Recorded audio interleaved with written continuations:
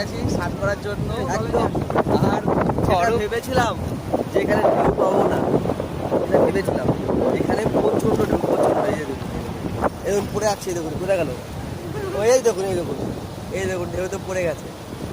এই পড়ে গেলাম। বিরাট ঢেউ, বিরাট বিরাট। এই একজন নামছেই না, এই যে নামছেই না। রাম রাম রাম রাম রাম নাম বলে তো নামতে হবে, নামছে না। আমি একা, আমি আর বিশ্বজিৎদা।